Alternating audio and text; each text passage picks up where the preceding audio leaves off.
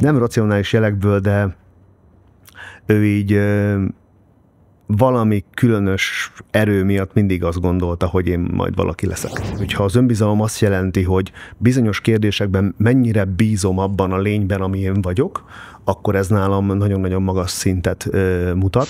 Vannak élettörténetek, amelyek újra és újra bekövetkező változásokból, egymásnak időnként gyökeresen ellentmondó átalakulásokból állnak össze. Mai vendégem eddigi életútja tele volt emelkedőkkel és mélypontokkal, de ő minden helyzetben képes volt megtalálni azt a kapaszkodót, amely tovább lendítette. Beírtam a jelszavamat, és bejött a képernyő, és rájöttem, hogy én nem akarok programozni. Én nem akarok itt lenni.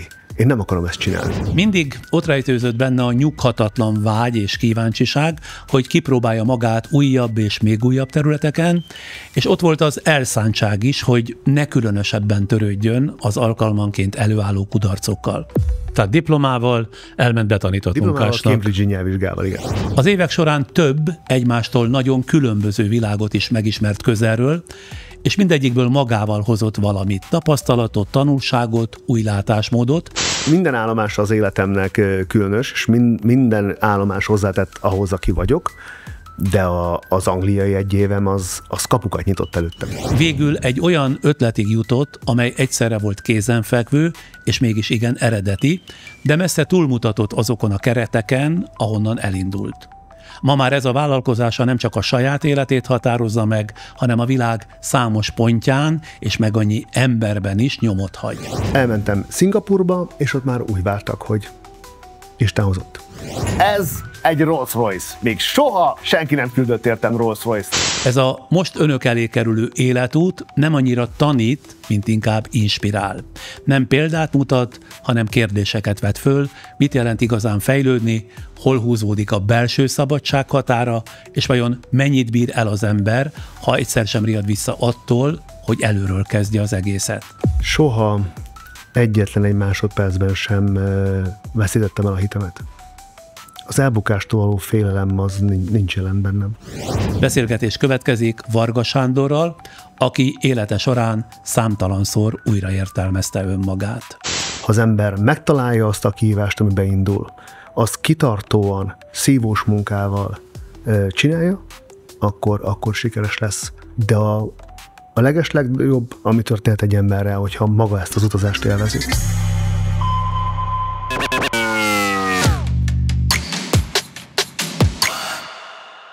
Továbbra is hangot kell adjak kisebb fajta döbbenetemnek, ami annak szól, hogy hallgatóink és nézőink 47%-a még mindig nem iratkozott fel csatornánkra, annak ellenére sem, hogy rendszeresen követnek bennünket, sorra nézik vagy hallgatják podcastjainket. Bár a legutóbbi kérésemet e tárgykörben többen teljesítették, de még mindig nem elegen. Újra kérek egy kis szívességet, mielőtt belekezdünk ebbe a mostani adásba.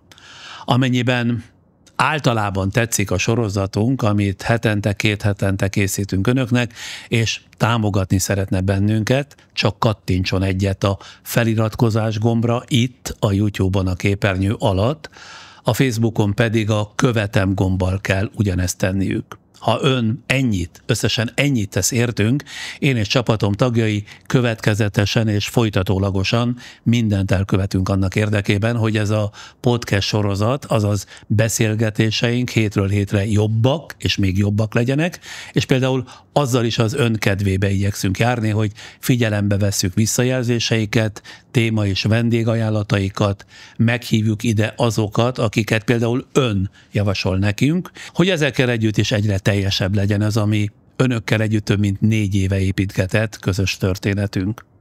Köszönöm szépen, ha ön most eleget tett kérésünknek és feliratkozott. Amikor végig gondolja életének eddigi 47 évét, mi az az egy mondat, amellyel úgy gondolja, találóan jellemezné önmagát? Mindenféleképpen kíváncsi, kísérletező, filozófikus és kapitalista. Ezek jellemzőek. Legutóbb honnan tért vissza haza? Mallorcáról érkeztem, ma hajnalba. Az ön esetében is életrajzi kivonattal kezdenénk, csak hogy utána a nézőink, hogy szoktam mondani, tudjanak mihez képest viszonyítani. Varga Sándor 1978-ban született a Békés megyei Vésztőn, anyja háztartásbeli, apja aktív korában traktoros, majd állattartó, később gépkocsi vezető volt. Két testvére közül a húga pedagógus, öccse vállalkozó. Varga Sándor középiskolai tanulmányait a szegedi Damjanics János Honvéd gimnáziumban kezdte, de már a gyulai Bajs Zoltán gimnáziumban érettségizett. Felsőfokú tanulmányait programozó matematikusként a Szegedi Tudományegyetemen folytatta, ahol 2003-ban végzett. Az egyetemet követően rövid ideig dolgozott programozóként, majd telefon-akkumulátor hegesztő volt, később sofőr egy munkaerő kölcsönző cégnél. 2005 óta vállalkozó, az elmúlt 20 évben foglalkozott munkaerőkölcsönzéssel, működtetett ipari mosodát, élelmiszerüzletet, ipari konyhát, de volt építési vállalkozó, működtetett továbbá éttermet és butikhotelt is. Angolul beszél, 3 élettársi kapcsolatából, illetve házasságából 3 gyereke született, 18 éves lánya most kezdi felsőfokú tanulmányait, 7 éves fia általános iskolás lett most szeptembertől, 4 éves kislánya pedig óvodás. Hobbija a sakkozás, de lelkesedik az operák iránt is, és még mindig játszik a Heroes 3-mal, ami egy olyan stratégiai videójáték, amelybe a játékos hősöket irányítva seregeket épít, városokat fejleszt és csatákat vív a fantasy világában. Tehát úgy kell elképzelni önt, hogy így érett felnőttként játszik a Heroes 3-mal? Igen. Vettem egy nagyon-nagyon komoly teljesítményű készüléket, és csak ezt az 1999-ben megírt programot futtatom rajta, és ilyenkor a család tudja, hogy én most a saját kis világomban vagyok. Mennyi időt tölt vele egy alkalommal? Hát most már csak ilyen 2-3 órákat, de amikor ebben... Naponta? Amikor játszom, akkor igen. Szerintem ugyanaz, mint a vállalkozásban, az építés, a hódítás, a győzelem. Ami az életrajzi adatokat illeti, stimmeltek? Tűpontos. Jó. Mielőtt belevágunk a részletek szétszálazásába, bejelentkezik támogatónk nem több mint 5 másodpercben. Kívánságok maguktól nem válnak valóra. Raiffeisenbank. Váltsd velünk valóra! Ebben a mai podcastben Varga Sándor vállalkozóval beszélgetek meglehetősen kanyargós életútjáról. Én az ön történetével nagyon nagy vonalakban úgy ismerkedtem meg, hogy küldött egy viszonylag hosszú levelet nekem. Ebből tudom például, hogy szerény vagy, ahogy ön fogalmazott ebben a levélben, szegényes környezetben született. Hogyan emlékszik vissza? Milyen volt az a világ? Vésztőn, ugye, ahol nevelkedtem, az emberek egyik fel a TÉSZ-be dolgozott, a másik pedig a MÁV-nál, és gyakorlatilag mindenki szegény volt. Van egy példám, karácsonykor vártuk a karácsonyi ajándékot, és a hugom az kapott egy Boney M kazettát, én pedig a Techno No. 5 kazettát kaptam meg. Vártuk, hogy akkor ezt majd betesszük egy ilyen kazettalejátszó készülékbe, de hát ugye szüleimnek nem volt pénz azt megvenni. Tehát készülék nem volt, csak kazetták? Igen. Ott álltunk a tesómmal 2 kaszettával, amit így nézegettünk egy évig, és egészen amíg a Rábai mamám, az anyukám édesanyja ellenvitt bennünket Bécsbe, és nem vett nekünk egy Walkmant, addig én nem tudtam, hogy mi ez, ami a kezemben van. Na de ha Bécsbe el tudta vinni a nagymama, akkor mégsem lehetek annyira szegények. A nagymamám ő egy életművészként emlékszem rá, és nem tudom, hogy honnan, de valahonnan pénzhez jutott. Szerintem eladott valamit, vagy örökölt, nem tudom. És nagyon különleges ember volt, kitalálta, hogy kimegy Bécsbe, és akkor adtam azt hiszem banánt először, akkor kaptam Walkmant, meg vettünk magnót, és akkor utána meg tudtuk hallgatni. Formálta bármilyen értelemben a szemléletét, vagy a felfogását az, hogy milyen körülmények között nőtt föl akkor? Nem, mert nekem az az élményem, mondjuk egy 92-ig, hogy nélkülözünk, ilyet én nem éltem meg. Tehát nyilvánvalóan nem volt kóla a hűtőben, és naponta egy szem cukrot kaphattunk csak, és beosztottuk, de így éltek az emberek. Így élt mindenki, és én nem is éreztem azt, hogy nem láttam én a világból semmit, de ami az életem egy meghatározó élménye, az szerintem a kiszolgáltatottságtól való félelem, és a kiszolgáltatottságot én nem feltétlen anyagi értelemben értem, hanem édesapám teherautó sofőrként elment dolgozni egy helyi vállalkozónak, és a helyi vállalkozó kapcsolatban állt egy békési italnagykereskedéssel. És ennek az italnagykereskedésnek volt egy tulajdonosa, aki visszaélve a pozíciójával és a hatalmával édesapámat megfette egy olyan hibáért, amit apukám nem követett el. És az én szememben mai napig az édesapám az ember. Az édesapám, aki egyébként egy nagyon erős karakter, és egy nagyon bátor ember, ez esetben hallgatott. És amikor beültünk az IFA-ba, kérdeztem aput, hogy apu, miért nem válaszoltál? Azt mondta apu, mert hogyha ő most mond valamit, akkor ez az ember az ő főnökének föl fogja mondani a szerződést, és apu soha többen nem fogják hívni dolgozni. Viszont ahhoz, hogy eltartson bennünket, neki szüksége van erre a munkára. A kiszolgáltatottságtól félelem az itt jelent meg. A mai menü egy 50 fogásos 6 órás étkezés. Az egyik legdrágább étteremben a Földön. És amit látni fogtok, az minden képzeletet felülmúl. De az, hogy ez az egész csak szemfényvesztés, vagy az egyik legkülönlegesebb élményem az életemben, az most kiderül. Édesanyjának ugye ön volt élete fő projektje, így fogalmazott ön az előzetesen elküldött levélben. Mindig azt érzékeltette, hogy ön sokkal többre lesz hivatott, mint ami a körülményeikből következhetett volna.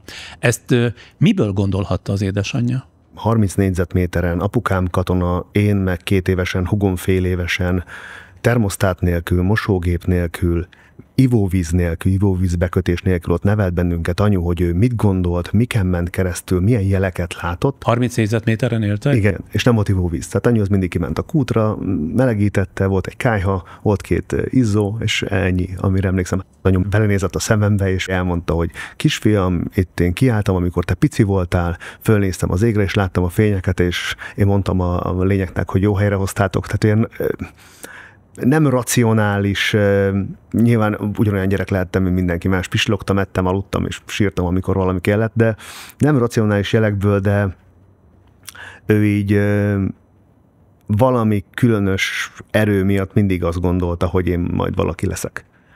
Ilyen értelemben meg is különböztette kicsit a testvéreitől? Abszolút. Még talán nem is kicsit. Én gyerekkoromtól kezdve nagyon erős támogatást kaptam, tehát a hitvilágom, ahogyan én magamra gondolok, ahogyan én mérem magam, az nagyon erős. Hogyha az önbizalom azt jelenti, hogy bizonyos kérdésekben mennyire bízom abban a lényben, ami én vagyok, akkor ez nálam nagyon-nagyon magas szintet mutat, és én nagyon sok visszaigazolást, támogatást kaptam, tehát tanulmányaimban, ha elakadásom volt, anyu mellém ült, akár órákig csináltunk egy projektet gyerekkoromban, abból a nagyon kevés pénzből, meg nagyon érdekeltek a számok, a végtelen fogalma, és akkor olyan könyveket szerzett. Tehát nem vett, hanem szerzett könyveket. És nagyon sok ilyen logikai dolgot csináltatott velem úgy, hogy ő 8 általános, tehát hogy egyébként honnan is kellett volna ezt tudnia, mert ugye nem voltak hogyan neveld a gyermekedet 15 éves nőként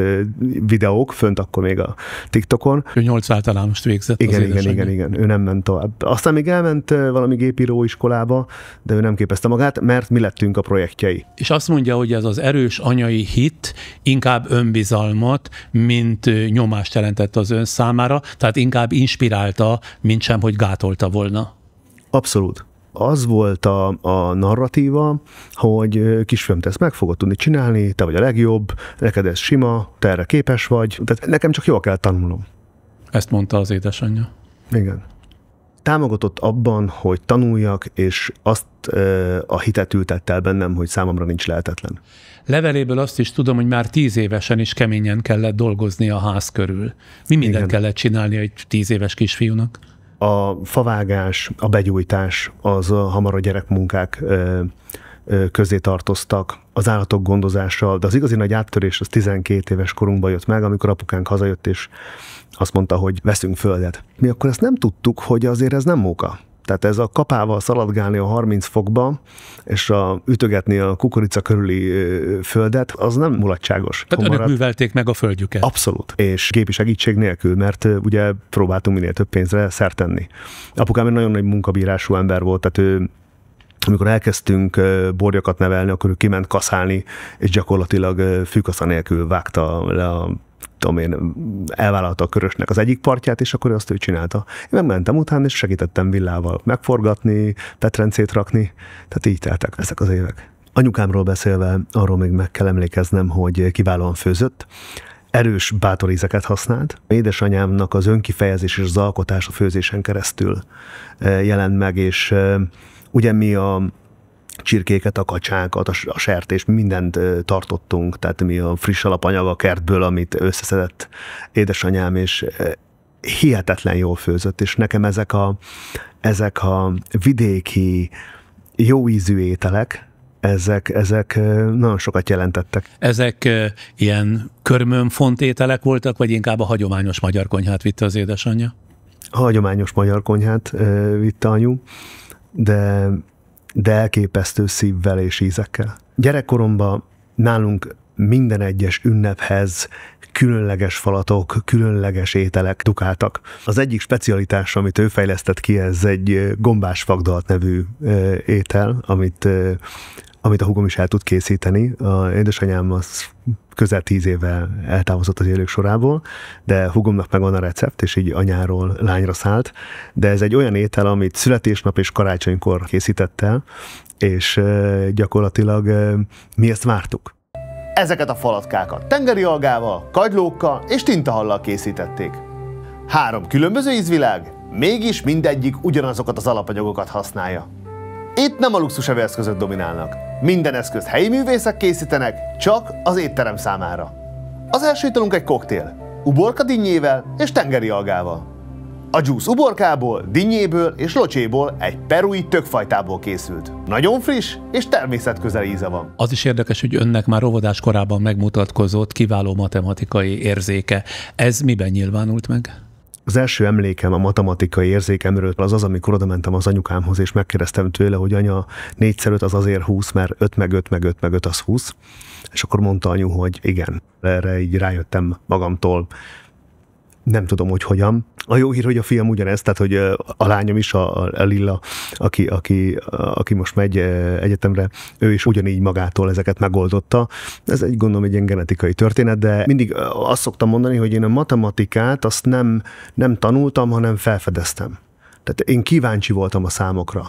Kíváncsi voltam, hogy működnek. Én szerettem azt a rendet, ami a számok körül van. Szerettem azt a kiszámíthatóságot. Az általános iskolában ennek megfelelően jól tanult? Kitűnő tanuló voltam, okleveleket kaptam, és amire a legbüszkébb vagyok, hogy ami így össze tudja ezt az egészet foglalni, hogy jött az évvége, és jött az oklevél kiosztás, és ennek a versenynek a győztese Varga Sándor, ennek Varga Sándor, kitűnővel vérgezett Varga Sándor, és láttam az igazgató szemébe a meglepettséget. Talán ez az a történet, ami a legeslegjobban összefoglalja a 14 éves koromig zajló életemnek a sikerességét. Ami a karakterét illeti, gyerekként inkább belesimulós fajta volt, vagy lázadó típus? Hogy kell elképzelnünk önt? Gyerekkoromban belesimultam, mert édesanyám erős kézzel formálta az utamat, és fájdalmas következményei lettek volna, hogyha picit erősebben lázadok. Úgyhogy én úgy érzem, hogy 14 éves koromig én csináltam, amit kellett. Minden előzmény dacára arra az elhatározásra jutott ugye az általános iskola végén, hogy nem kemény fizikai munkából szeretne megélni. 14 éves kamaszként lehet azt mondani, hogy egyenesen menekült egy katonai középiskolába. Lehet, hogy csak látszólagos, de mégiscsak ellentmondásnak tűnik ez az egész. 14-es korban elmentem egy ilyen pályaorientációs előadásra, ahol egy százados mesélt arról, hogy ha elmegyek katonai középiskolába, akkor ez ezredes leszek, meg százados, meg majd parancsolni fogok, és ilyen jó lesz, olyan jó lesz, és az iskola adja a könyvet, a füzetet, havonta 5000 forint zsoldot, fizeti a beutazásomat, ingyenes a kollégium, és ingyenes az oktatás. És egész egyszer azt mondtam, hogy ezt nekem találták ki. Hogyan emlékszik vissza a katonai középiskolai évekre? Inkább fegyelmező, nyomasztó közeg volt, vagy olyan terep, ahol a kitartást és a rend iránti tiszteletet tanulta meg? Életem egy meghatározó része. 4 évfolyam, 240 fiú. És bennünket a kollégiumban századosok, körmesterek tartottak kordába. És én egy picit azt érzem, hogy ott lettem férfi. Ott voltam először én, aki keresi, hogy hol, milyen lehetőségek, hogy kell igazodni, mit kell komolyan venni, mikor kell tanulni, mire kell készülni, mire nem, minek van súlya, minek nincs. egy kicsit az élet, talán ott kezdtem el az életre nevelődni. Mégis az érettségi előtt nem sokkal ugye kiszállt a katonáskodásból. Miből lett elege? Miért vetette el a katonai karrier oly sok jóval kecsegtető lehetőségét? 18 éves korunkban bennünket körbevittek az országba. Megnézhettük, hogy néz ki a magyar honvédség, és hogy melyik rész fog bennünket így elkapni. És elmentünk Szentesre, azt hiszem, hogy Szentesre ott volt 120 T-72-es, T-60, nem tudom már milyen harckocsi, és akkor mondták, hogy itt vannak ezek a harckocsik, ilyen jól néznek ki, és akkor aztán megtudtuk, hogy a fele az be se indul. Aztán elmentünk a lokátorállomásra, és a lokátor az, mit tudom én, 150 kilométerre észrevette a repülőket, akkoriban egy F-16-os 300 kilométerről eltalált egy muskátlit, és akkor így én rájöttem, hogy ez a magyar honvédség picit ilyen értelmetlennek hat. Hát csalódott. Óriásit, és rájöttem, hogy azért az, hogy menetelgessek föl alá, azt nem akarom egy életen keresztül. Ráadásul elmentem egy járőrbajnokságra, mivel hogy tájfutó országos bajnokságot nyertem a középiskolákban, ezért meghívtak egy járőrbajnokságra, és ott láttam igazi katonákat. És megjöttek ezek a nagy kommandósok, kaptak egy kalasnyikovot, és mondjuk, mit tudom én, 3 lőszerből lőtt 27-et, úgyhogy soha nem volt a kezébe fegyver, és mondom, atyaig, ezek kicsodák. És láttam azt a távolságot, ami van a magyar honvédség, és mondjuk, amit az ember a Top Gunból olvasott, láttam meg között a különbséget, és úgy éreztem, hogy én nem akarom erre szentelni az életemet. Ez így eltört bennem, és ott kialakult bennem az a gondolat, hogy én végsősorban azért inkább szeretnék pénzt. Valahogy. Néha az ember életkortól függetlenül eljut a bölcsességnek abba a varázslatos állapotába, amikor tudja, hogy ezt befejezte. Belépek az ajtón, és elakad a szavam. Ez gyönyörű. Tényleg egy királyhoz méltó. Kedvesen üdvözölnek, és az asztalunkhoz kísérnek. A champagne-kocsi gyönyörű. Egy pohár bőres effit választok. A mai vacsorám a 6 fogásos degustációs menü lesz 380 euróért. Az első étel, ami az asztalunkra érkezik, az egy gombával sütött lapos kenyér. Nagyon ropogós, diós ízjegyekkel. Az amüszbusz 4 féle füstölt sashimi, friss, aznap fogott halakból. A sashimihez egy elegáns 2017-es Premier Cru Chardonnay érkezett Saint-Oman régióból. A szerviz látványos, profi, és mindenkit úgy kezelnek, mintha király lenne. Az egyetemre programozó matematikus szakra jelentkezett. Tudta egyáltalán, hogy mit jelent az? Nem, és számítógépem sem volt. De megnéztem, hogy milyen olyan szakok vannak, ahol csak matematikában van a felvétel, a pedagógusi pálya az nem nekem való, és akkor láttam ezt, hogy programozó matematikus. És akkor már biztos, hogy hallottam már a Bill Gatesről, meg ezekről a már akkor sikeres emberekről, és mondtam, hogy ez jó lehet a jövőmre. Az egyetem mellett is kellett dolgoznia, tehát munkára kényszerült, mert önmagát tartotta el? Én már az egyetemre úgy mentem el, hogy én azt a nyarat végig dolgoztam, azzal a pénzzel a zsebembe, megérkeztem Szegedre, ez lehetett egy vasárnapi nap, és hétfőn elmentem állást keresni, és én kedden már dolgoztam. Tehát én úgy végeztem az egyetemet nappalin, hogy nekem folyamatos munkájám volt. Volt, hogy egyszer 2, és a végére szerencsés voltam, mert találtam egy nagyon jó munkahelyet. De miket csinált? Nagyon sokat dolgoztam éjszaka egy kutyatápgyárban. Emellett volt egy zsákemblémázó üzem. Indiából behozták a tápos zsákokat, és akkor ezt ilyen hengeres gépekkel megnyomtuk. 10 000 zsák volt a napi kvóta, ha 20 000 annál jobb volt. Erre mi teljesítmény alapon kaptunk pénzt, és hogyha belefért, még kipakoltunk egy kamiont. Tehát én ezt tudtam, hogy nekem mennyi pénz kell az, hogy megéljek, tudtam, mennyi lesz a kollégium, tudtam, hogy mennyit fogok enni, és én tudtam, hogy hova fogok jutni. Na de egyetemistaként, ahogy az egyetemisták többségének semmilyen, hogy mondjam, csak ilyen adok-veszek típusú pénzkereseti lehetőség, vagy mondjuk ügyeskedés nem jutott az eszébe, vagy a szüleire tekintettel méltatlannak tartotta volna? Eszembe nem jutott, hogy valami más is lehetne csinálni. Nekem tisztességes, becsületes, kemény munkával pénzszerző emberek voltak a felmenőim, és nem láttam erre ilyen példát. Valahogy nekem ez volt, hogy munkát vállalok, elmegyek, eladom az időmet és az fizikai erőmet, kapok érte pénzt, és meg vagyok. A programozó matematikusi pályaválasztást ott az egyetemen az évek múlásával mennyire érezte a sajátjának? Álmodoztam arról, hogy majd programozó leszek, de amikor kötelező programot kellett írni, gyakran kértem meg valakit, hogy írja meg helyettem, és inkább elmentem dolgozni. Én az egyetem utolsó fél évében tanultam meg gyakorlatilag programozni. De diplomát szerzett, ugye? Igen, megkaptam a diplomámat, És másnap elmentem egy munkahelyre, a Mozaik kiadóba, bekapcsoltam a számítógépet, beírtam a jelszavamat, és bejött a képernyő, és rájöttem, hogy én nem akarok programozni. Én nem akarok itt lenni.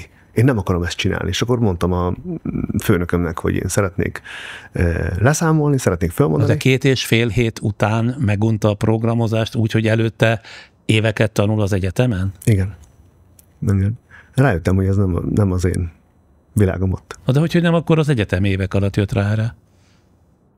Így is úgy is elvégeztem volna. Ha most visszamehetnék az időben, és újra kellene iskolát választom, én ugyanazt az iskolát választom. Én ott annyi mindent tanultam magamról, a világról, egy olyan intelligens közegbe voltam, tehát azokra az évekre én nagyon jól emlékszem. És amit ott megtanultam, algoritmikusan a világról, a gondolkodásmód, azt én mai napig használom. Tehát én mai napig írok programokat. Mi célból? Minden vállalkozás egy program.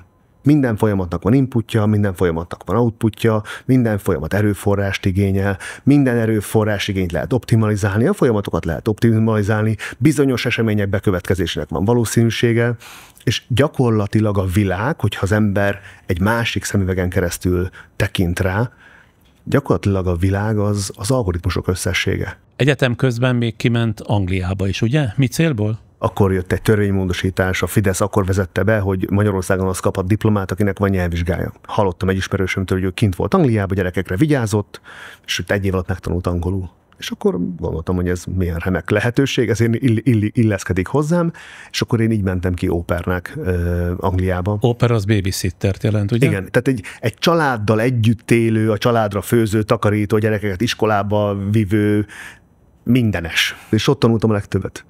Minden állomás az életemnek különös, és minden állomás hozzátett ahhoz, aki vagyok, de az angliai egy évem az kapukat nyitott előttem. Milyen új felismeréseket hozott ennek? Megláttam egy teljesen más kultúrát. Hát a gazdasági különbség 1999-ben Anglia és Magyarország között az annyira elképesztően nagy volt, hogy ilyen tátott szájjal néztem azt, hogy mire képes egy jól működő kapitalizmus. És nyilván nem csak ez.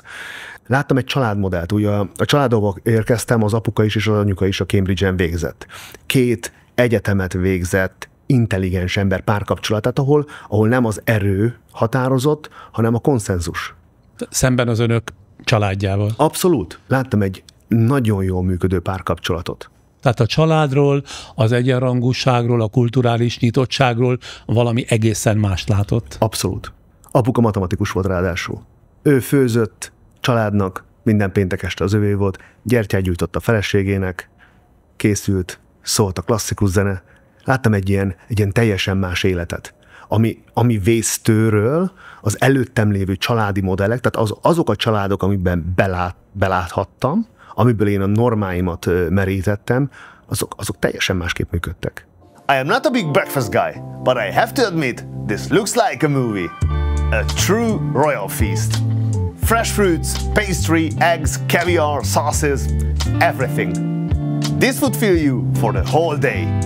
And with that, we have reached the end of our experience.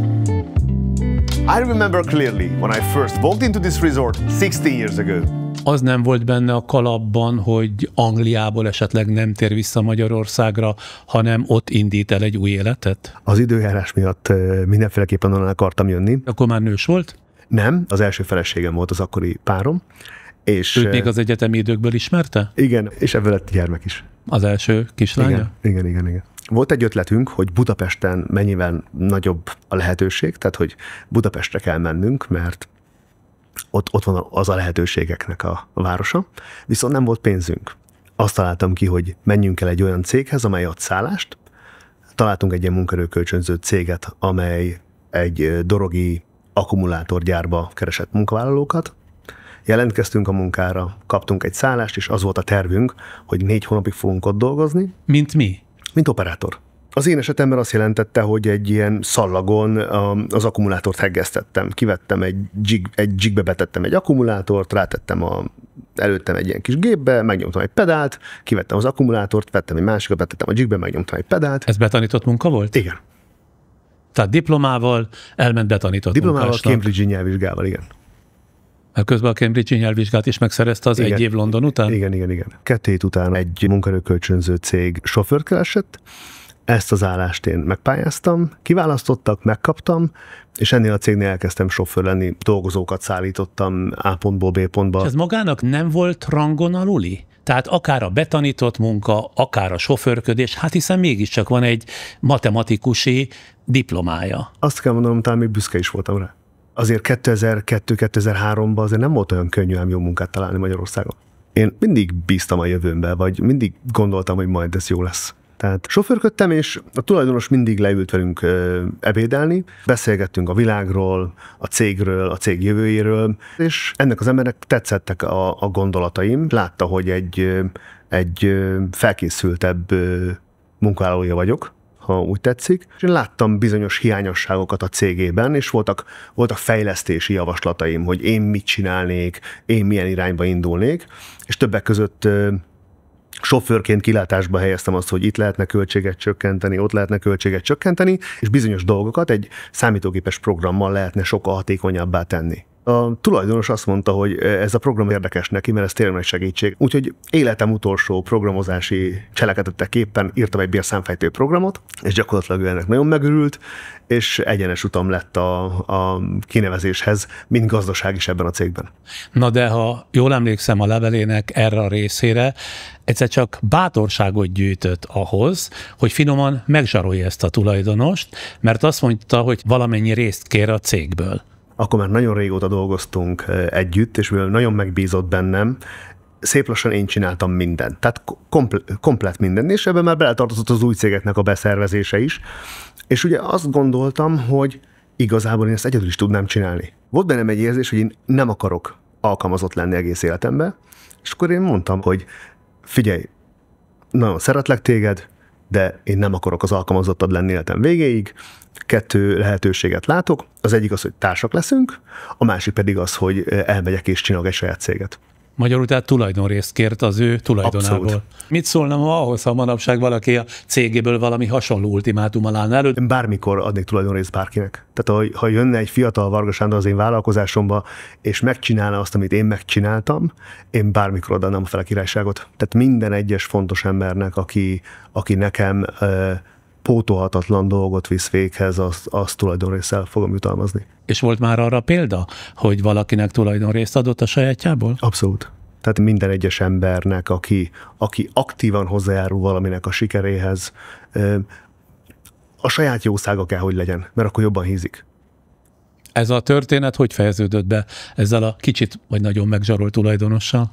A tulajdonos azt mondta, hogy neki ez így tökéletes, és hogy dolgozzunk együtt. Így is mentünk egészen a 2008-as gazdasági világválságig, ami egy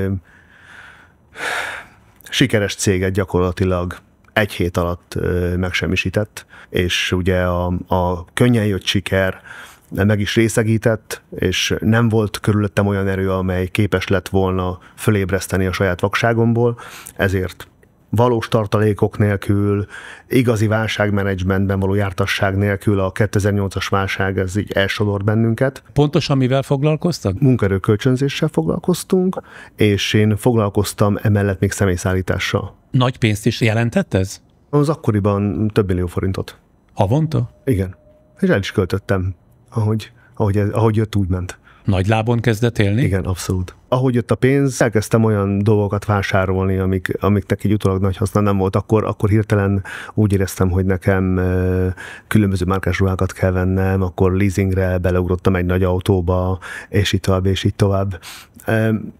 Ész nélkül mások lenyűgözésére fordítottam azt a pénzt, amit megkerestem. Mert úgy gondoltam, hogy ez mostantól kezdve így lesz életem végéig, sőt, ez majd szép lassan növekedni fog, de ezt rosszul gondoltam. Akkoriban 2008-ban egy 374 főt foglalkoztató cégünk volt, ami december közepére ment csődbe. És akkor mi történik önnel? Depresszió. Tehát nyalogattam a sebeimet, és sportoltam egyébként sokat akkor, mert előtte nagyon elhisztam, és akkor gondoltam, hogy a sport az megoldás. És 2009. szeptemberében jött egy srác, szólt, hogy lehetőség van bekerülni egy céghez, Gödön egyébként, és 2009. szeptemberében elkezdtem újra a munkaerőkölcsönzést, de akkor már egyedül. Tehát hiába előtte fél évvel, egy évvel, másfél évvel padlót fog, és mégis ott folytatja, vagy ott akarja folytatni abban a műfajban, ahol abba hagyta. Mi volt a vonzerő ebben? A gazdasági siker mindenféleképpen, nyilván a jártasság, a kapcsolatrendszer, az, hogy ennek a dolognak értettem a csinyát, binnyát, és ugyanezzel az energiával, ugyanezzel a tudással máshol nem láttam akkora lehetőséget. 2016 első fél évétől 2020 első fél évéig a Covid-ba gyakorlatilag évente forgalmat duplázunk, tisztességes áron tudunk dolgozni, fölnövekszünk egy 950 fő, 1000 főt foglalkoztató cégé, munkásszállásokat hozunk létre, beruházunk, munkásszállásokat kiadjuk a cégeknek, és létrehozunk egy ilyen kis birodalmat, a Livitát, ahol mi a térségben egy jó szolgáltató, megbízható partnerként teljesítjük azt, amit mi vállalunk. Többnyire operátorokat és kivételes esetben targoncásokat kölcsönöztünk a környékbeli gyáraknak. Azt érdesse meg velem, kérem szépen, hogy mi ebben a nagy üzlet? Van egy termelőcég, aki ahhoz ért, hogy termeljen. Nincs más tudása, tudja, hogy kell ezt a terméket előállítani, és ennek a cégnek nincsen alkalmazottja. És a térségben már nincs is több ilyen ember. Ezért ezeket az embereket vidékről kell összetoborozni, ezeket az embereket le kell tesztelni. Ezt csinálják önök? Mi levesszük a várukról a toborzás, a gondoskodás, a szállásoltatás minden nemű problémáját, és ha a cégnek szüksége van 100 darab emberre, aki az ő termelőegységében adott pozícióban dolgozik, akkor nekem csak ezt az egy számot mondja, és én megoldok minden mást. Milyen nagyságrend volt, amit ezzel tudott keresni? Milliárdot meghaladó.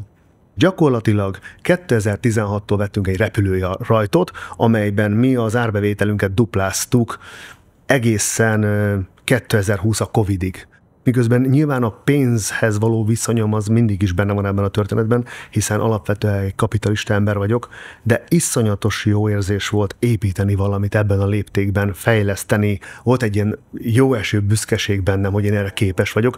Nem láttam én ezt a horizontomon. Tehát amikor így megindultam a kis falumból, az, hogy egyszer lesz egy milliárdos profit a cégemben, én ezt nem láttam lehetőségnek. De maradt mind a mai napig ezen a piacon? Igen, még mindig foglalkozom munkaerőkölcsönző céggel. De a minősítést nem tudtuk megszerezni, mert visszamenőleg a kormányzat módosította a törvényt, amihez mi igazodtunk. Ez mennyiben korlátozta a lehetőségeket? Ahhoz, hogy valaki Indonéziából, Vietnámból munkaerőt hozzon be Magyarországra, akik szállodákban takarítanak, cégekben dolgoznak, ahhoz minősülni kell egy cégnek. Ennek van egy létszámkorláta.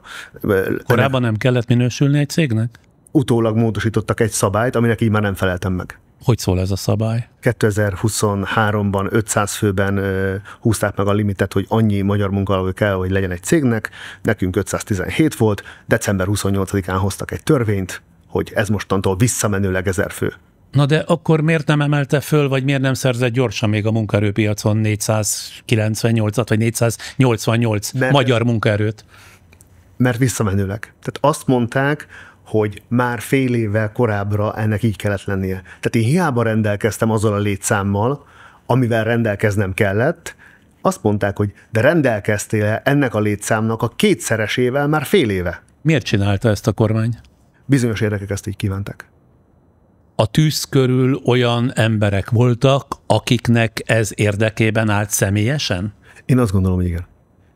Ami engem zavar leginkább, az pusztán csak annak a ténye, hogy szerintem minden vállalkozó építi ezt az országot valamilyen módon, és az, hogyha a szabályozás nem tiszta és nem világos, és bármikor a szabályokat megváltoztathatják, akkor én veszítek. Tehát alapvetően, amikor az ember alkotó, vállalkozó, adófizető ebben az országban, és a szabályok, amihez ő igazodik, mint vállalkozó, bármikor változhatnak, az nem egy jó játékélményt ad a jelentkezőknek.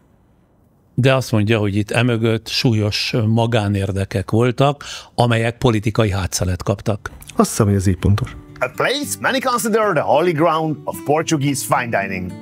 This is Belcanto. Oh my God. States. Yeah. Talking about the very cold region and also green wine. Due to also This is serious. Our first course is inspired by the sea and the coast. As soon as it lands on the table, we sense clean and fresh fragrances. It's made of different sections of algae, combined with oyster and codium cream. Then it is finished with a green apple and cucumber granita in front of us. I think we had like 6, 7, 8, I don't know how many different textures. Really playful. Bár előzetesen a nekem küldött levelének elejtett mondatai azt sejtetik, hogy mintha a nők többször is stimulálták, serkentették volna az előrehaladását. Ha ezt jól gondolom, milyen értelemben? Találkoztam egy gyönyörű lánnyal, és nagyon szerettem volna neki imponálni, de hihetetlenül el voltam hízva, és kitaláltam, hogy Ironman-t fogok véghez vinni. De hát az Ironman az a világ legkeményebb állóképességi sport próbája, ami, ahogy utána néztem, 3,86 km úszásból, 180,25 km kerékpározásból és 42,165 km futásból, azaz egy teljes maratonból áll. Ezt a 3 számot a versenyzőknek megszakítás nélkül egymás után kell teljesíteniük szigorú időkorláton belül, általában 16-17 órában. Miért éppen ezt a szinte teljesíthetetlen próbát tűzte ki maga elé? Mit akart bebizonyítani vagy legyőzni ezzel? Láttam egy ilyen reklámfilmet a YouTube-on, ahol egy úriember a fogyatékkal élő testvérével ezt megcsinálja, olyan könnyekig hatott, és azt gondoltam, hogy ez egy olyan próba, ez egy olyan nagy cél, amiért így érdemes lenne küzdeni. És mennyi idő alatt készült fel az Ironmanre? 1 év. És sikerült? Igen, nagyon jó edzőm volt. Naponta mennyit edzett? Folyamatosan építettük fel az edzésmennyiséget, és a csúcson már heti 20 órát. És 130 kilósból 1 év alatt mennyit sikerült lefogynia? A verseny napján 97 kiló mérlegeltem. És imponált ez a szíve választottjának? 4 évig éltünk aztán együtt. Ő egy sportoló ember egyébként, és egész egyszerűen ez egy nagyon nagy tiszteletet ébresztetett benne, azt gondolom. Én igazából az elhatározás diadalának éreztem ezt. Arról szólt ez az év, hogy ezt is meg tudom csinálni. Ez a fizikai vagy sportteljesítmény reálisan mutatja az ön küzdőszellemének erejét és természetét? Szerintem igen. Nekem ez egy nagyon fegyelmezett időszak volt. Tehát futópaddal, télen, amikor nem lehet kimenni bringázni, ugye készülni kell télen is, és van ez a görgő nevű találmány, emberül egy sötét szobába, szakad róla a víz, mert nincs menetszél, és biciklizik 2,5 órát.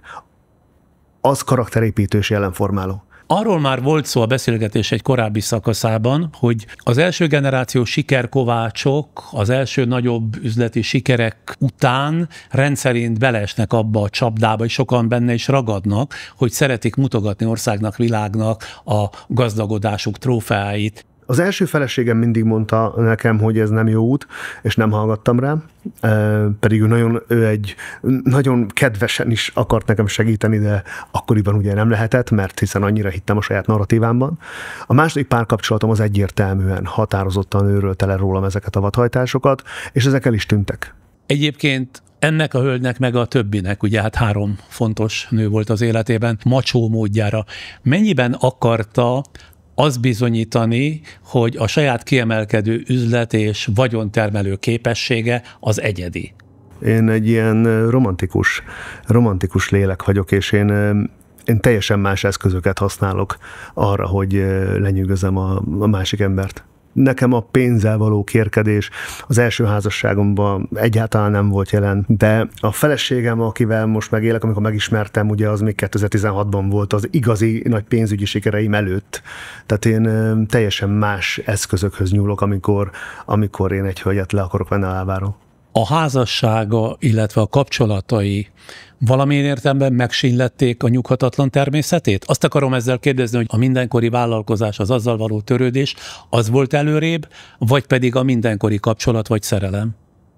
Amikor nagyon nagy a szerelem, akkor egyáltalán nem érdekel a biznisz, amikor meg már nincs szerelem, akkor meg csak a biznisz érdekel. És a kettő között van egy ilyen szép átmenet, ahogy így az egyikből átcsúszok a másikba, és most ebben a kapcsolatomban találok egy egyensúlyt, úgy érzem. De mindegyik egyébként ilyen elsöprő nagy szerelem volt, vagy legalábbis azt ígérte? Nem. Az első kapcsolatom az lassan bontakozott ki. Ő volt a tökéletes ember a tökéletes időpontban, és úgy lettünk szerelmesek, hogy szerintem majdnem eltelt 1 év. A második kapcsolatomban már a szerelem volt akkor is, amikor mi nem voltunk együtt. Az egy ilyen nagyon nagy lobbanás, egy nagyon nagy láng.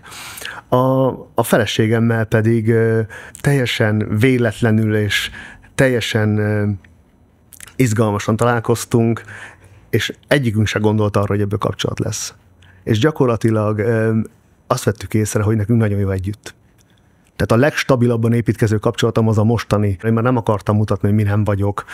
Még a második kapcsolatomban volt egy nagyon nagy megfelelés bennem, hogy ilyennek kell lennem, olyannak kell lennem, versenyeztem a félvilággal. Úgy érzem, hogy 37 éves korom környékén lettem férfi.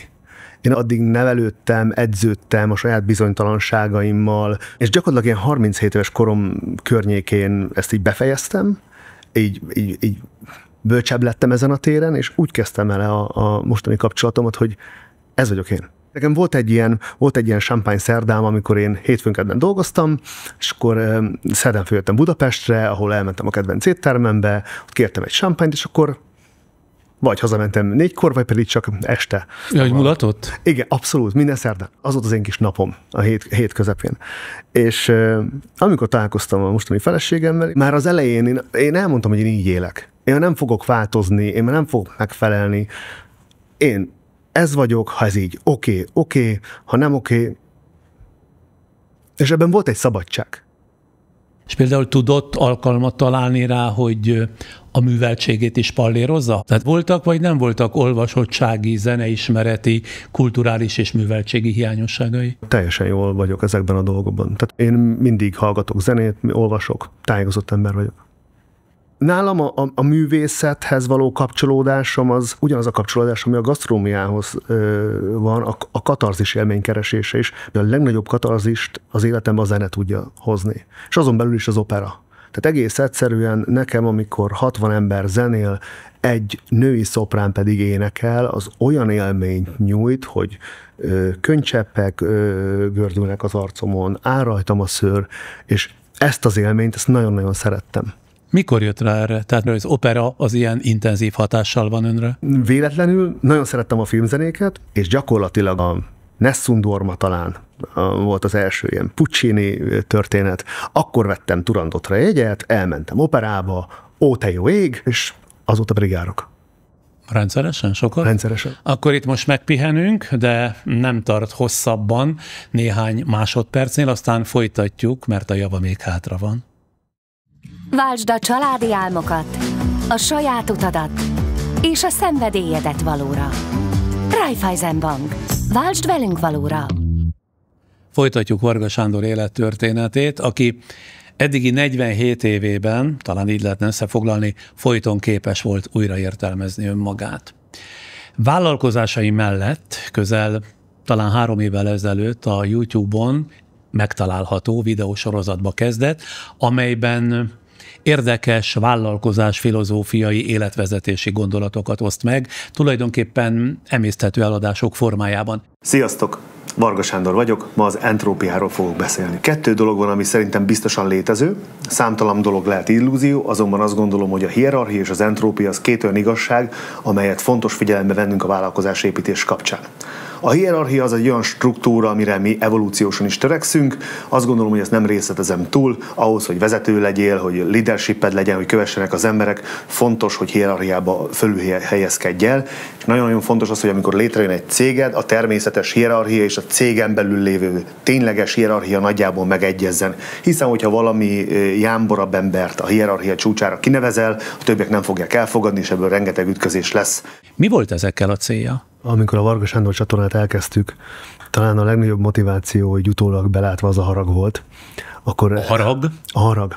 Elárasztotta a közösségi médiát, mindenféle ember beszélt, így a pénzről, így kell meggazdagodni, ez a recept, mondj fel a munkahelyeden, hülye vagy, ha 9-től 5-ig dolgozol, így leszel milliárdos, így lesz jachtod, és ugye én vállalkoztam, és vállalkozni szerintem nem egyszerű, pénzt keresni nem egyszerű, milliómossá válni nagyon nem egyszerű, és egy dolgot biztosan tudok, hogy a legtöbb recept az nem működik. Úgy éreztem, hogy valakinek el kell mondani, hogy nem így van. El akartam mondani, hogy én hogy gondolkozom a pénzszerzésről, a vállalkozásról, a gazdagságról, a célokról. Fontosnak éreztem szerintem azt, hogy rám figyeljenek. De akkor miért hagyta abba? Jött új szerelem, vagy elvonta a figyelmét egy új, izgalmasabb projekt? Nekem fontos, hogy mindig csináljak valami újat.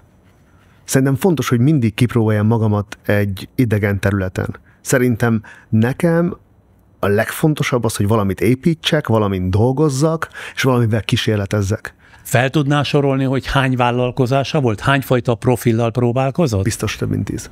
Buszos vállalkozás, munkaerőkölcsönzés, szállásoltatás, ipari mosoda, élelmiszerbolt, konditerem, ipari konyha üzemeltetés, ipari konyha építés, építőipar, és a marketing cég, ami most csinálja az Alexander Degesztet. Nagyjából 5 évvel ezelőtt Esztergomban éttermet nyitott, de nem ez volt az első étterme az életében. Az első, ha jól olvastam, nem volt elég sikeres.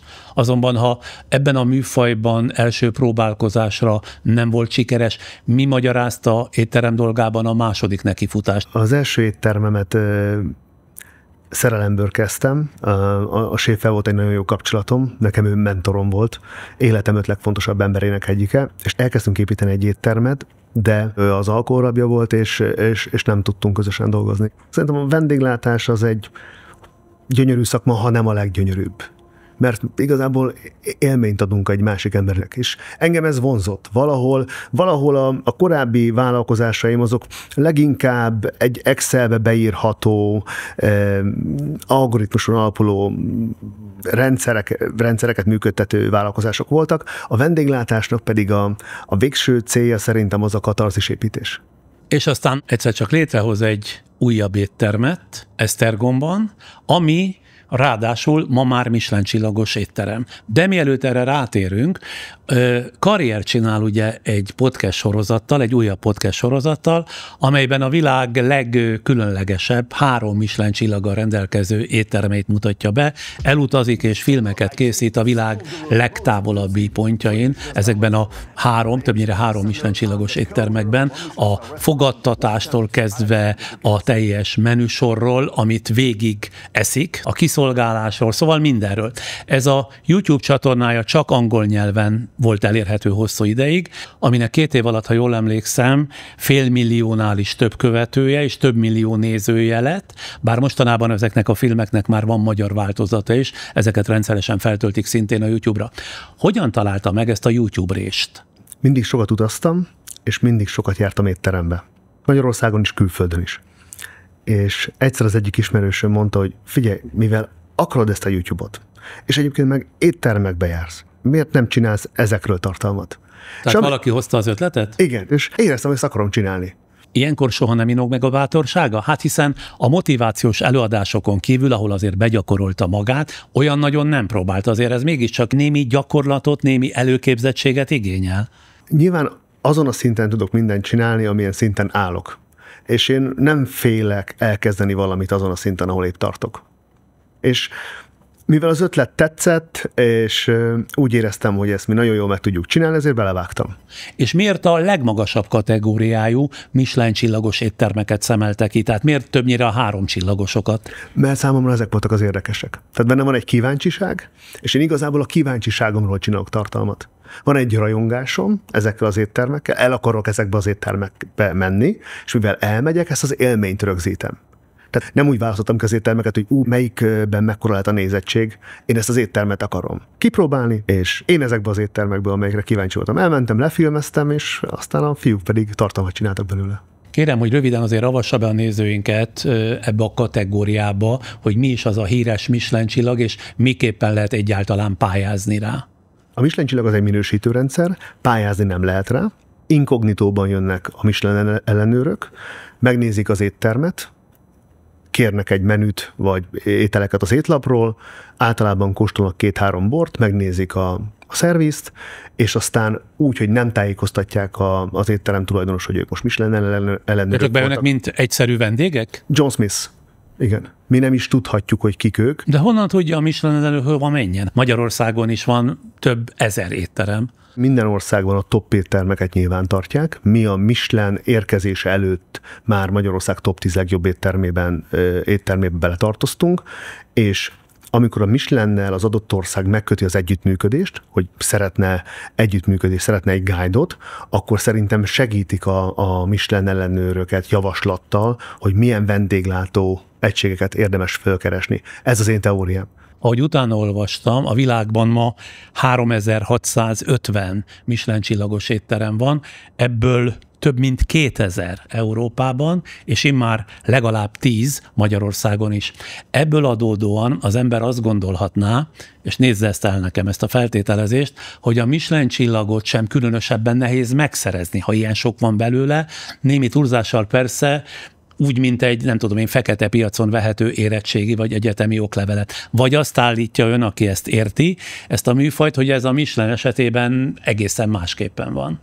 Könnyűnek nem mondanám semmiféleképpen. Nagyon sok szálloda komoly pénzzel próbálja. Iszonyat nagy presztízs lenne szállodaláncoknak, hogy lenne Michelin csillagos étterme, de bizonyos városokban ez lehetetlen. Mi az, hogy bizonyos városokban? Én azt látom, hogy nagy különbség van Európa és Ázsia között. Tehát én Szingapurban voltam olyan street foodon, hogy egy műanyagvödör volt a földön, és Michelin csillagos street food. Vagy voltam Bangkokban is olyan étterem, ahol az utcai étterem kapott Michelin csillagot, de Európában az egy Michelin csillagnak azért nívója van. Egyáltalán mi ez a Michelin? Tehát honnan ered? A Michelinnek van egy legendás története, ugyanis a Michelin az egy gumigyártó cég, és ennek a gumigyártó cégnek volt egy marketing csapata, akik azon gondolkoztak, hogy hogyan lehetne több gumit eladni. Tehát hogyan lehetne az embereket arra késztetni, hogy autózzanak.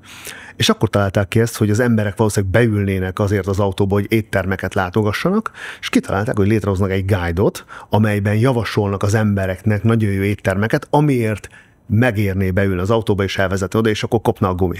Ennek az öröksége az, amit ma látunk. Az idők során miért lett ilyen nagy presztízse a Michelinnek? A mai világban az, hogy egy étteremnek van egy csillaga, vagy 2 csillaga, vagy 3 csillaga, az egy nagyon erős üzenet a fogyasztó felé. Tehát az a réteg, aki szereti az éttermeket, és éttermet akar választani, annak egy ilyen minősítés, az egy nagyon erős, egyértelmű biztosíték arra vonatkozóan, hogy ez egy jó étterem. Azt egyébként egy étterem tulajdonos tudja, hogy minek kell megfelelni ahhoz, hogy kapjon egy Michelin csillagot? Én nem tudom, ilyen lista nincsen, de mindenkinek a fejében van egy checklista, aminek szerintem meg kell felelnie. Legeslegfontosabb az étel, és a séf karaktere, és az ízek. A másik nagyon fontos az a biztonság, tehát hogy mekkora biztonsággal fog az étterem magas szinten működni fél év múlva, 1 év múlva, 10 év múlva, 5 év múlva, de hozzátartozik a szervíz, hozzátartozik az interiőr, hozzátartoznak a tányérok, az étkészletek, adott esetben a borlap, az ott dolgozó emberek összessége. Mennyi időbe telt, amíg az esztergomi étterme megkapta ezt a Michelin csillagot? Mi ezt rekord idő alatt értük el, 2023-ban bezártunk, hogy újra bútorozzunk, új tányérokat szerezzünk be, kicsit alakítsunk a menün, márciusban kinyitottunk, jöttek az ellenőrök, és mi novemberben már Michelin csillagosok voltunk. Na de honnan tudta, hogy majd jönnek az ellenőrök, és hogy fél év alatt ezt tető alá kell hozni? Akkoriban szányra röppent egy híresztelés, egy mendemonda, hogy Magyarországon lesz Michelin Guide, tesztelnek akár vidéki éttermeket is, és fognak adni csillagot. Budapesten mindig osztottak Michelin csillagot, de vidéken nem volt erre precedens. Amikor mi meghallottuk, hogy erre van vidéken is lehetőség, akkor egy picit alakítottunk az éttermen, nyilván a séf kezében benne volt a csillag, az étterem adottságaiban, a személyzetben benne volt a csillag lehetősége, bizonyos dolgokon változtatni kellett, és komplexebb ételeket készítettünk, más típusú tányérokon szolgáltuk föl, és egy szebb interiőrt varázsoltunk. Na de hogyan kalkulált, amikor Esztergomra esett a választás, ahol ugye éttermet hoz létre? Ugyanis az ember elsőre azt gondolná, hogy abban a városban és a körzetében talán nem létezik olyan fizetőképes kereset, ami egy ilyen vállalkozást életképessé tehet, vagy lehet, hogy én rosszul gondolom. Az volt a mi víziónk, hogy ha meg lesz a Michelin csillagunk, az emberek tódulni fognak, és mikor meg lett a Michelin csillagunk, egyébként meg is telt a foglalás, nagyon örültünk, és a világból is jöttek emberek, és nagyon büszkék voltunk magunkra, és úgy éreztük, hogy akkor meg vagyunk, most már csak számolni kell a pénzt, igen ám, de ez 2 hónap után ez a emelkedő kis függvény, ez átlendült, és gyakorlatilag elmaradoztak a vendégek. Tehát rosszul kalkulált a várossal? Abszolút. A várossal, a környezettel, az igénnyel. Ez mai napig így van? Hogy mi most augusztusban teltházas napokkal tudjunk menni, amögött iszonyat munka van, és csak a csillag nem elég. Vidéken, Magyarországon csak a csillag nem elég, a 2 csillag sem elég vidéken, és azt gondolom, hogy Budapesten is könnyedén lehet foglalni most Michelin csillagos éttermekbe. Mert olyan időszak van? Tehát nincs pénze az embereknek? Én azt gondolom, hogy igen. A világgazdaság egy lehűlt állapotban van, és kevesebbet költenek az emberek. Az Alexander Guest pedig egy picit ennek a következménye. És amikor azt hallja, hogy a Michelin csillagos éttermeket sokan a luxizás kategóriájába sorolják, vannak ütőképes ellenérvei erre vonatkozóan? Nem is kell, hogy legyenek, hiszen egy 60 000 forintos menü és egy 20 millió forintos bőrkintáska az nagyon nem egy kategória. Azt gondolom... Önöknél 60 000 forint egy menü? Igen. És az hány ételből áll? Ezért mi 13 különböző ételt adunk. Persze kis falatkákat mindenben. Nem. Attól függően, hogy hol tartunk a menüben, attól függően változik az adag, hiszen egy komplett élményt adunk, de én nem gondolom ezt luxizásnak. Ez nem a jachtozás és a private jet világa. Itt emberek dolgoznak azon, hogy a hozzánk betérő emberek a lehető legmagasabb szintű élményt kapják szervizben, kényelemben, italválasztékban, felkészültségben, ízekben, alapanyagban. Ez nem a sznobok luxusa? Michelin csillagos étterembe járni? A sznobságot, hogyha úgy definiáljuk, hogy ez egy olyan tevékenység, amit azért csináljunk, hogy másokat lenyűgözzük, akkor határozottan nem. Ez egy nagyon kifinomult élmény, és a vendégeink, akik eljönnek hozzánk, ők pedig kifinomult emberek, akiknek szükség van egy másfajta típusú élményre. Nem azért mennek, hogy utána elmondhassák, hogy tegnap este egy Michelin csillagos étteremben vacsoráztam? Olyan, hogy valaki elmondja, hogy te képzeld, tegnap ott voltam, és milyen jó volt, ilyen remélem, hogy van. Tehát nagyon bízom abban, hogy aki eljön hozzánk, az megosztja ezt az élményt, de hogy trendi lenne hozzánk járni, egyáltalán nem. Visszatérve a 3 csillagos Michelin éttermeket járó YouTube sorozatára, igen, speciális a külseje ezekben a filmekben, menet közben itt már a nézők láttak részleteket bevágva, hogy meglátogatja ezeket az éttermeket. Azt kérdezem, hogy ki találta ki azt a vastag keretes szemüveges, díszsebkendőkkel tuningolt, öltönyös figurát, akit alakít, és aki, hogy is mondjam, csak elég harsányan lelkendezik, és többnyire azért elismerő kritikákat, vagy árkritikákat, ezt nem tudom mondani az adott Michelin csillagos étteremről, és aki meglehetősen elütt ettől a most is jelenlévő, bár most is öltönyben van, de most egy felelősségteljes üzletember benyomását kelti, ott pedig egy ilyen nagyon-nagyon trendi figurát hoz alakít. Mi nem találtunk ki figurát. Tehát én mindig is öltönyben jártam, tehát én elkezdtem az öltözködésemre figyelni valamikor 10 éve, és öltönyeim vannak, és hogyha már 3 Michelin csillagos étterembe megyek, akkor zakót veszek, ha már zakót veszek, akkor az alá inget veszek, de amikor mi ezt elkezdtük, az első videót azt 8 óráig vettük, mert ugye én nem beszélek hibátlanul angolul. Iszonyat nehéz volt. Amikor először láttam sorozatának első darabját, gondoltam, az ötlet azért is óriási, mert megebédeltetni magunkat a világ legmenőbb, legdrágább éttermeiben, majd még a sok néző és reklám után a nézettségi profitot is bezsebelni, ez valóban életre való ötlet, igazi magyaros megoldás. Csak hogy utána olvastam, és az ön kísérő szövegéből egyébként ez ki is derül, hogy nem ám a Michelin éttermek fizetik az ön utazását, szállását, és így tovább, hanem ilyenkor kivétel nélkül mindig ön az, aki az utolsó fillérig mindent kifizet. Igen.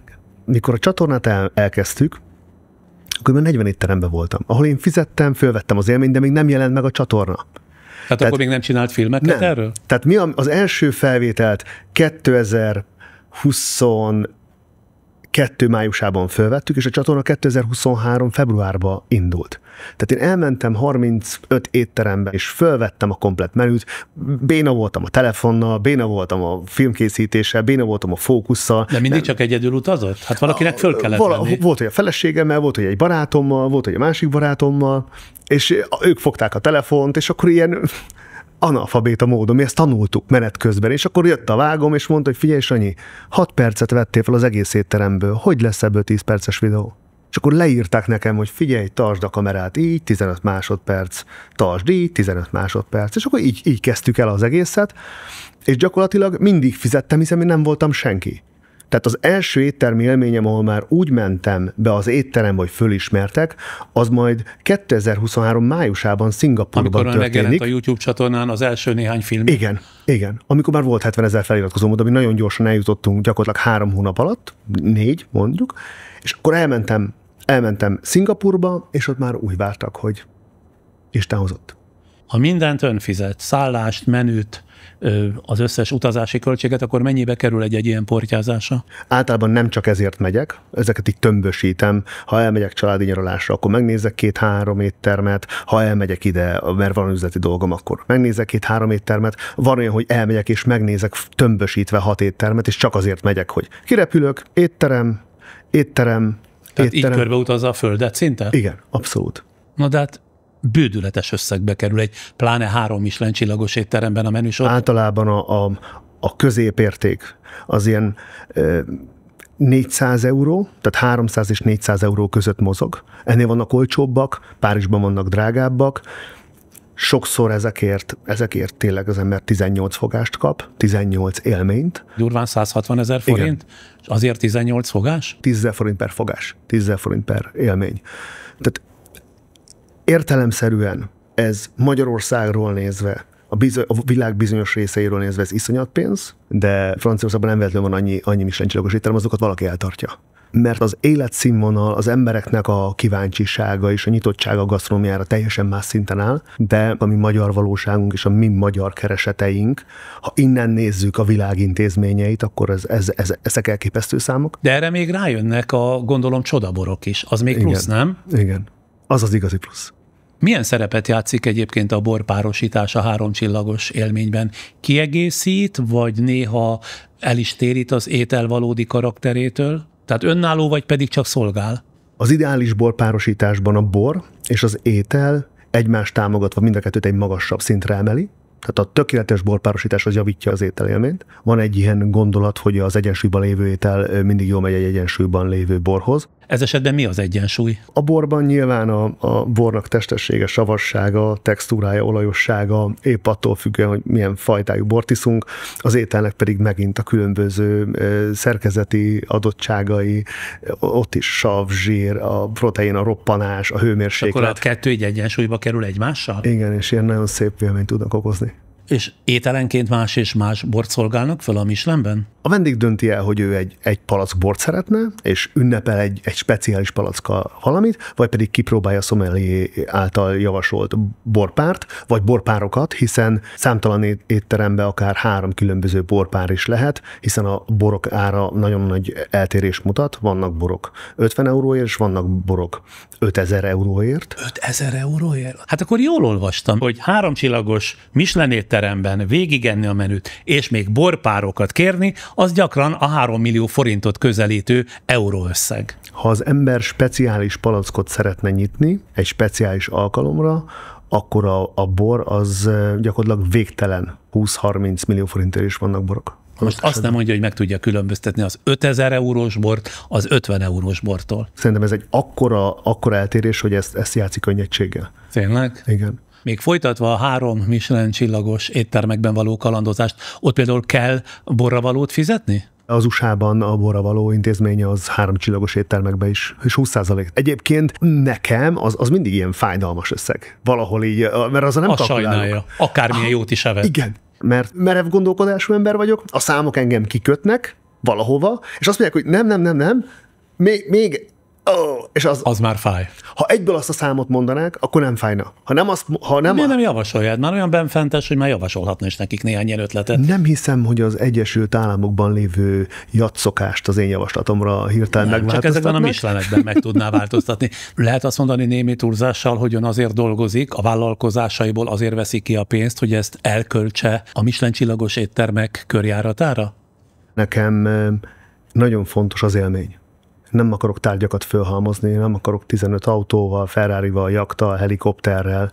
Én élményt szeretnék, és mivel ez a világ az, ami engem lenyűgöz, én az ebben a világban dolgozó embereket támogatom. Mi az, ami ebben a világban ennyire vonzó, hogy ezt a szót használja, hogy lenyűgözi? Nagyon ritkán és nagyon kevés az, amikor az ember a világ legjobbjait tudja kipróbálni testközelből. Itt a világ legjobb séfjei, legjobb szomeliéi készítenek valamit, én részt veszek valamiben, aminek a létrehozásán dolgozik 40 iszonyat tehetséges ember, alázattal, szorgalommal. Én térdre ragyog ezelőtt. Na de annyi minden élvezni való van a világban, ami sokkal olcsóbb. Ez meg az egyik legdrágább, hanem a legdrágább élvezetek egyike. Én nem így látom.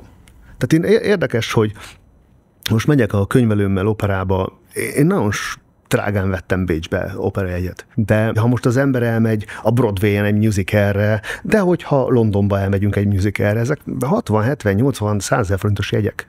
De a Forma 1-re, ahol autók szaladgálnak körbe-körbe, és ez tart 2 órán keresztül, ott ülnek az emberek fülessel, és 200 000 forintos jegyek vannak, és el kell. Azért és vannak 40 000 forintos jegyek is. Vannak. De nekem egy Forma 1, vagy egy 3 Michelin csillagos élmény az nem összehasonlítható.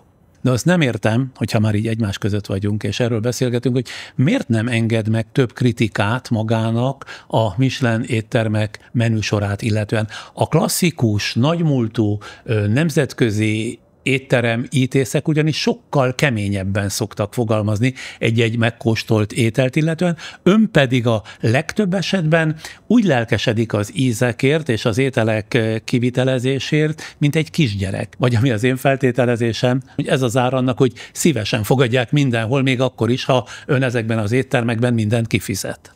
Én olvastam egy-két ilyen nagy, komoly kritikát, ahol egy újságíró nagyon erősen kioktatott egy 3 Michelin csillagos séfet, hogy kéne ezt. De amikor egy ember egy 35 évet lehúz a konyhán, és ebből a 35 évből ő kitalál egy ételt, és jön az újságíró, aki végzett, amit tudom, hogy milyen egyetemen.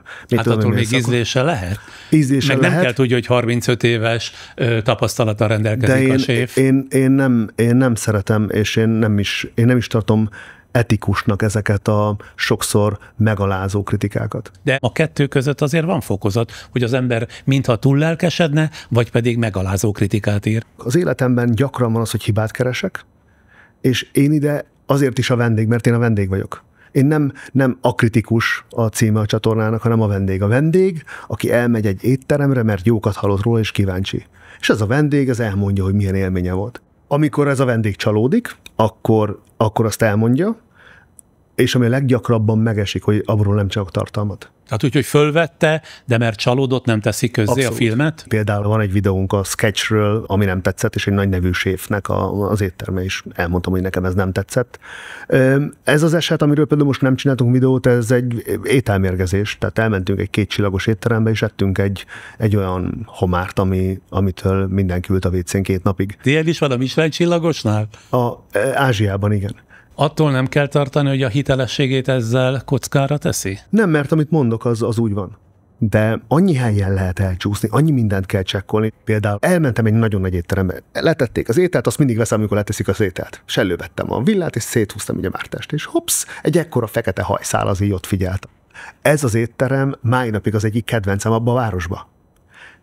De mivel tudom, hogy ez megesik, nem lehet. Teljesen mindegy, mennyi szabályt, mennyi rendet, mennyi mindent. És ezt nem mondta el a filmben? És nem.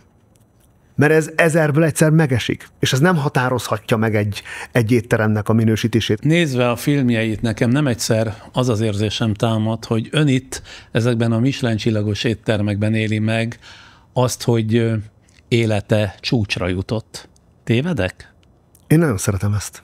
Az, hogy mi csináltunk egy ilyen karaktert, akkor hogy fogalmazok így, és mi egy olyan világban, amiért én most már 20 éve rajongok, hogy ebben mi nemzetközileg építettünk egy szereplőt, aki hozzájut a séfekhez, aki beszélget velük, aki benézhet a kulisszák mögé.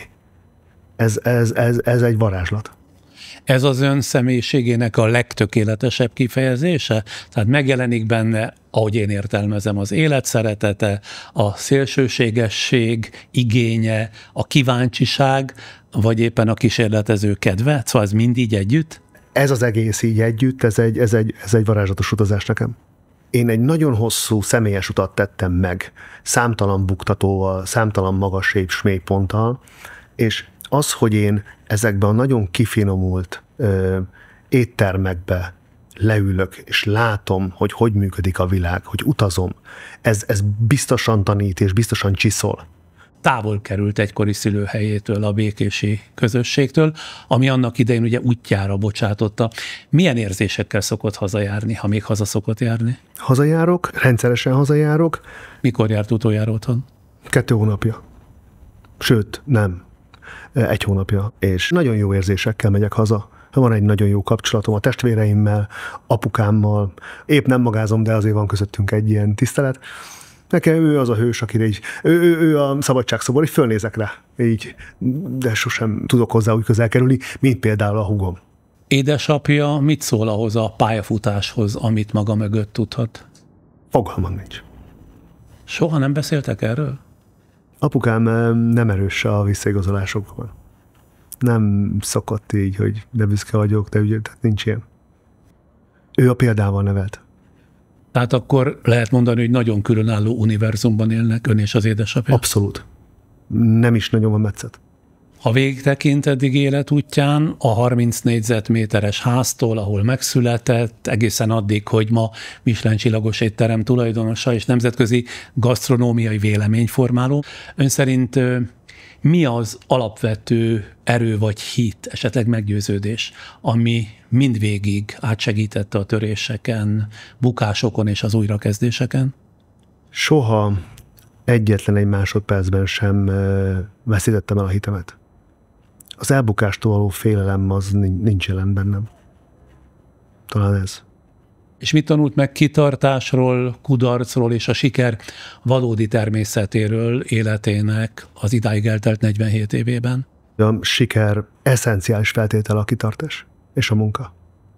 Biztosan 1-2 ember könnyeden meg tud gazdagodni, de én azt gondolom, hogy ha az ember megtalálja azt a kihívást, ami beindul, azt kitartóan, szívós munkával csinálja, akkor sikeres lesz. De a legeslegjobb, ami történhet egy emberrel, hogyha maga ezt az utazást élvezi. A siker az nem egy pillanatfelvétel. A pillanatfelvételeimben én nagyon sokszor nem vagyok sikeres. Tehát a pillanatfelvételeimben én nagyon sokszor azt mondom, ezt nem így kéne. Nagyon sokszor teszem föl magamnak a kérdést, hogy ez jó, vagy ez nem. Nagyon sokszor bukok el a saját mértékegységemhez képest. Tehát a pillanatokban a siker az épp opcionális. De az, hogy amit csinálok, és abban én jól érzem magam, és az engem visz előre, az nekem talán a siker. Én meg úgy látom, hogy az ön történetében nem a siker a főszereplő, hanem maga az ember, aki újra és újra nekifut, nem fél változtatni adott esetben, aki nem fél megmutatni, hogy a sebezhetősége is lehet erő, és ha elbukik, akkor is képes úgy felállni, hogy kitalálja újra önmagát. És ma ön egy olyan tulajdonképpen belső térképet tárt elénk, amit csak az járhat be, aki útközben nem fél eltévedni. Hát, ha jól foglaltam össze, nem tudom. Nem félek. Köszönöm a találkozást. Köszönöm szépen. Ha ön úgy érzi, hogy kollégáimmal együtt végzett munkánk értéket képvisel, és megengedheti magának természetesen, kérjük, támogassa podcast készítésünket. Ezt többféle módon is megteheti, például a donebly.hu oldalon, ha rákeres a Friderikus Podcastre, vagy közvetlenül itt a YouTube-on, a képernyőnk alatt kicsit jobbra található a köszönet gomb, arra kattintva egyet, de a patreon.com felületén is van támogatási lehetőség, ahol szintén a Friderikus Podcast oldalát kell megkeresni, és ott kiválasztani az önnek megfelelő támogatási formát. De mindközül talán a legegyszerűbb a videó alatti tartalomleírás után ott közzétettük az utalási lehetőségeket. Bármelyik formát is választja, hálásan köszönjük a támogatását. Most főtámogatónk 5 másodpercben bejelentkezik, de aztán 2 perc erejéig még visszatérek. Váltsd a zöld megoldásokat valóra. Raiffeisen Bank. Váltsd velünk valóra. Terveink szerint a következő hagyományos podcast epizóddal 2 hét múlva jelentkezünk. Addig is érdemes visszanézni korábbi beszélgetéseinket a Friderikus Podcast YouTube csatornáján, amiket 2021 tavasza óta készítettem. De a YouTube csatornánk archívrovatában ott található több mint 360 archívanyag is, amelyek az egykori televíziós tevékenységen munkadarabjai. Ezek között ott találhatók portréinterjú, interjúk, például ismert személyiségekkel, színészekkel, fantasztikus koreográfussal, zenészekkel, rendezőkkel, de az archívumunkban megtalálhatók emelkedett vagy megható történetek lírai riportok formájában az Én mozim című sorozatból, aztán rengeteg tudományos tematikájú beszélgetés, illetve meg annyi eszmecsere 6-8 éves gyerekekkel népszerű alapkérdésekről, valamint részletek korábbi nagy szórakoztató műsoraimból, úgy mint a Friderikus Showból, a Meglepő és Mulatságosból, az Osztálytalálkozóból, a Békítő Showból és a Fantasztikus Európából. És aztán akit érdekel, itt találja podcast csatornánk archív rovatában az elmúlt 20-25 év jelentősebb közéleti eseményeinek nyomán született értelmező interjúimat is, úgy a Szólásszabadsága, mint a Friderikus Most vagy a Friderikus című műsorok részeként. Archívumunk gyűjteménye egyébként hétről hétre bővül, legutóbb is 10 régi új anyag került fel ide. Szóval a kínálat gazdag és sokszínű, ajánlom, gátlás nélkül válogassanak a kínálatból.